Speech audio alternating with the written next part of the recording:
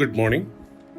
ഇന്നത്തെ ധ്യാനത്തിനായിട്ട് തിരഞ്ഞെടുത്തിരിക്കുന്ന വേദഭാഗം വിശുദ്ധ മത്തായിയുടെ സുവിശേഷം 22 അധ്യായം 15 മുതൽ 33 വരെയുള്ള വാക്യങ്ങളാണ്.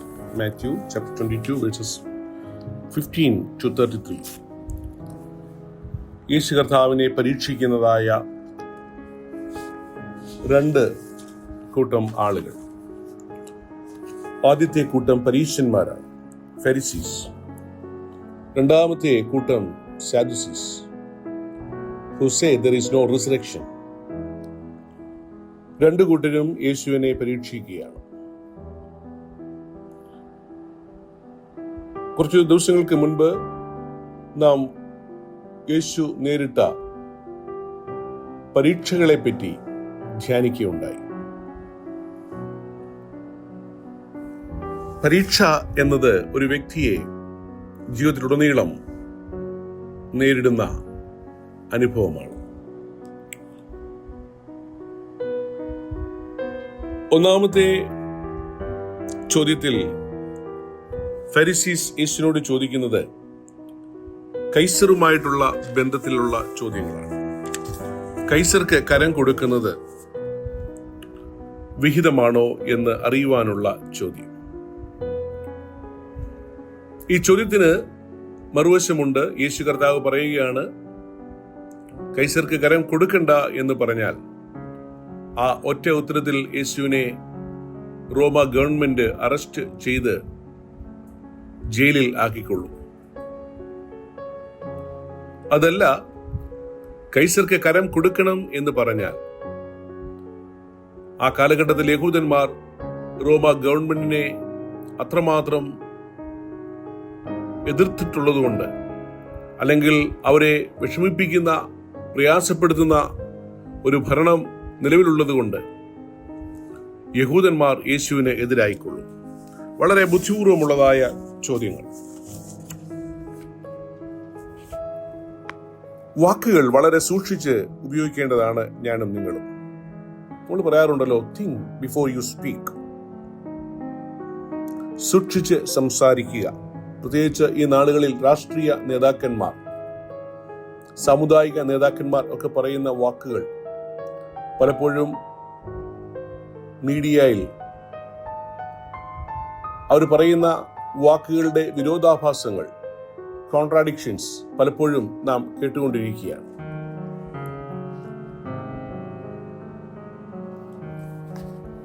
എന്നാൽ യേശു കർത്താവ് വളരെ വ്യക്തമായി മറുപടി കൊടുക്കുകയാണ്. ഒരു നാണയം എടുത്തുകൊണ്ട് അവരോട് പറയുന്നു, ഈ നാണയത്തിന്റെ സ്വരൂപം ആരുടേതാണ്? അവർ പറഞ്ഞു, അത് കൈസറുടേതാണ്. എന്നാൽ കൈസർക്കുള്ളത് കൈസർക്കും ദൈവത്തിനുള്ളത് ദൈവത്തിനും കൊടുക്കുവിൻ. ആ ഉത്തരത്തിൽ അവന്റെ വിരോധികൾ നാണിച്ച് പോയിക്കളയുന്ന ഉത്തരമാണ് യേശു കൊടുത്തത്.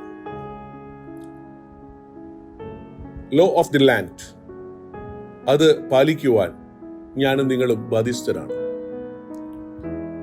രാജ്യത്തിന്റെ നിയമത്തിന് എതിരായി പ്രവർത്തിപ്പാൻ ഒരു ക്രിസ്ത്യാനിക്ക് ഒരിക്കലും സാധിക്കുകയില്ല.